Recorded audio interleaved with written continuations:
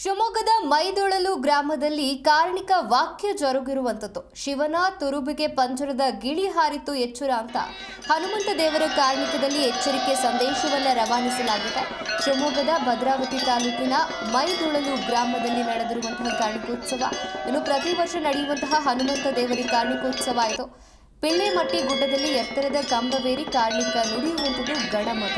ನೋಡಿ, ಇದೇ ಕಾರಣಿಕವನ್ನು ನಂಬಿ ಭವಿಷ್ಯದ ಆಗು ಹೋಗುವನ್ನ ಲೆಕ್ಕಾಚಾರ ಹಾಕ್ತಾರೆ ಅಲ್ಲಿರುವಂತಹ ಸ್ಥಳೀಯರು. ಶಿವನ ತುರುಬಿಗೆ ಪಂಜರದ ಗಿಳಿ ಹಾರಿತು ಎಚ್ಚರ. ಮುಂಗಾರಿಗಿಂತ ಹಿಂಗಾರು ಈ ಬಾರಿ ಜೋರಾಗಿರುತ್ತೆ. ಅತಿವೃಷ್ಟಿಯಿಂದ ರೈತರ ಕೃಷಿ ಚಟುವಟಿಕೆ ಹಿನ್ನಡೆಯಾಗುತ್ತೆ ಅಂತ ಕಾರಣಿಕೋತ್ಸವದಲ್ಲಿ ನುಡಿದಿರುವಂಥದ್ದು.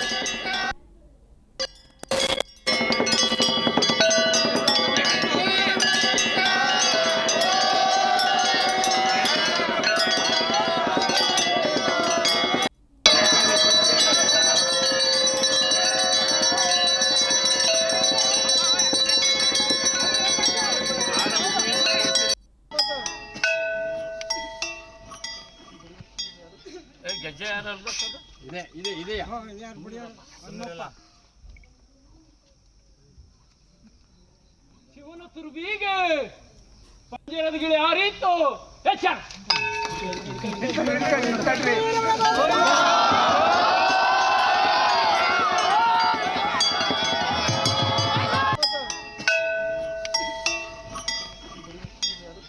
ಗೆಜ್ಜೆ ಯಾರಲ್ಲ